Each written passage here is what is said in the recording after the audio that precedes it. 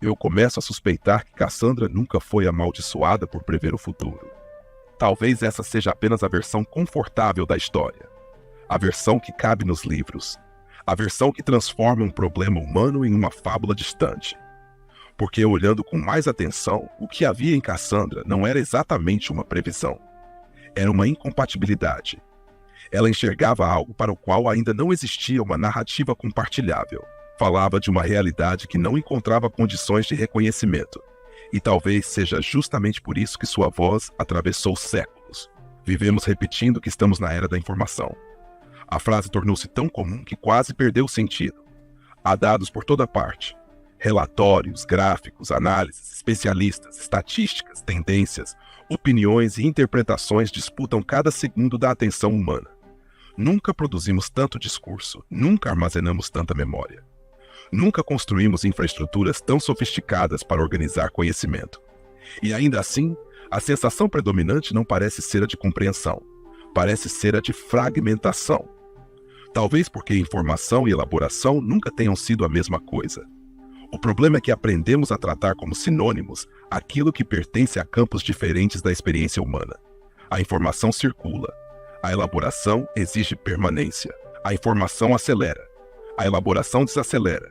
A informação conecta pontos. A elaboração produz significado. E existe uma diferença enorme entre conectar dados e compreender aquilo que está acontecendo.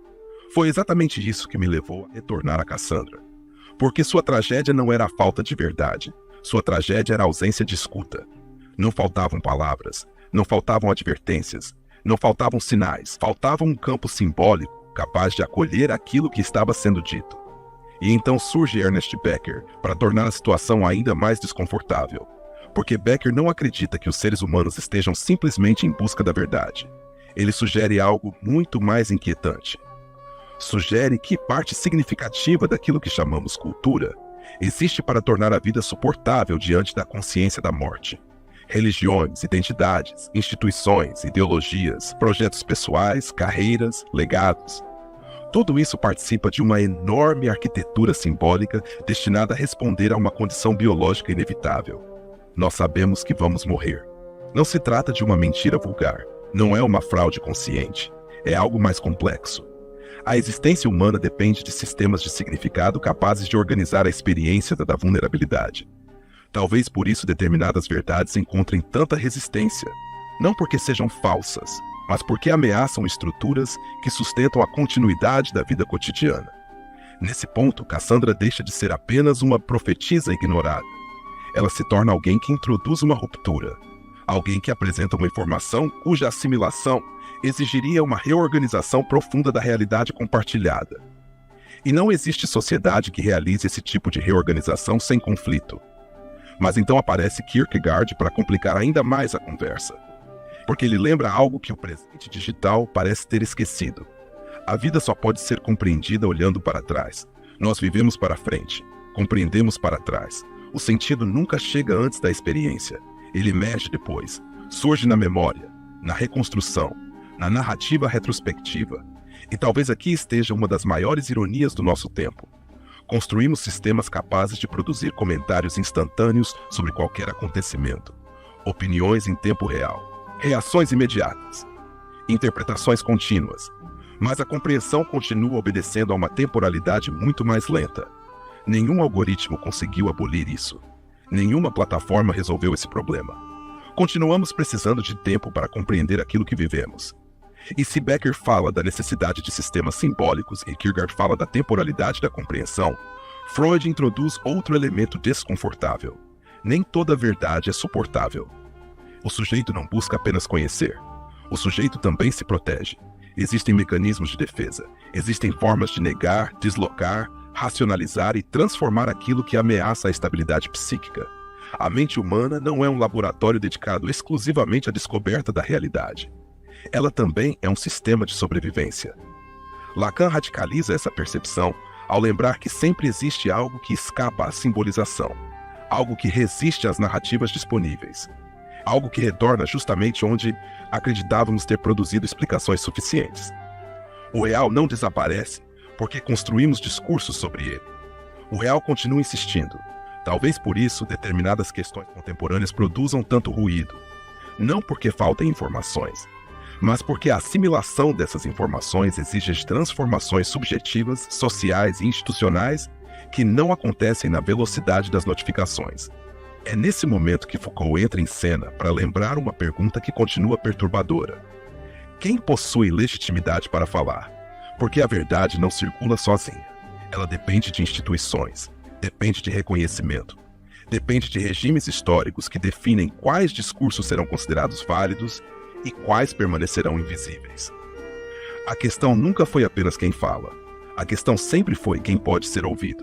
E se isso já era verdade nas instituições clássicas, torna-se ainda mais complexo dentro das plataformas digitais. Hoje todos podem publicar, todos podem emitir opinião, todos podem ocupar algum espaço discursivo.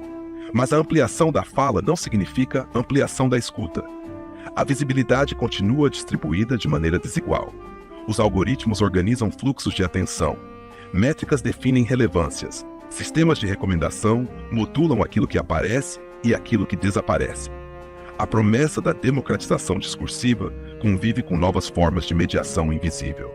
E então chegamos a Byung-Chul Han, talvez um dos observadores mais precisos dessa transformação. Han sugere que não estamos diante do desaparecimento das narrativas. Estamos diante da erosão das condições que permitiam sua construção. A informação tornou-se abundante, o tempo tornou-se escasso, a atualização tornou-se permanente, a atenção tornou-se recurso econômico, a experiência tornou-se matéria-prima para a circulação. E aqui aparece uma tensão que atravessa tudo o que foi discutido até agora.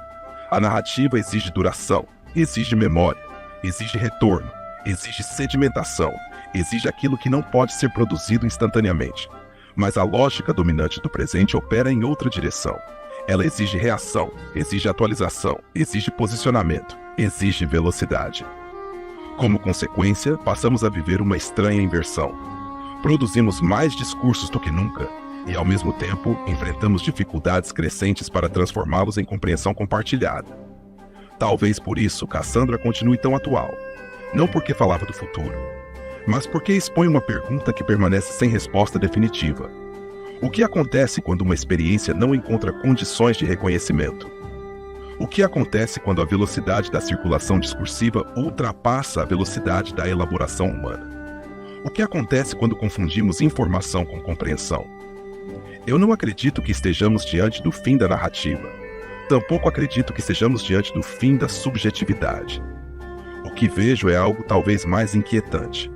Uma disputa permanente pelas condições que tornam possível transformar experiência em sentido. Porque a experiência continua acontecendo. Os corpos continuam vivendo. As instituições continuam operando.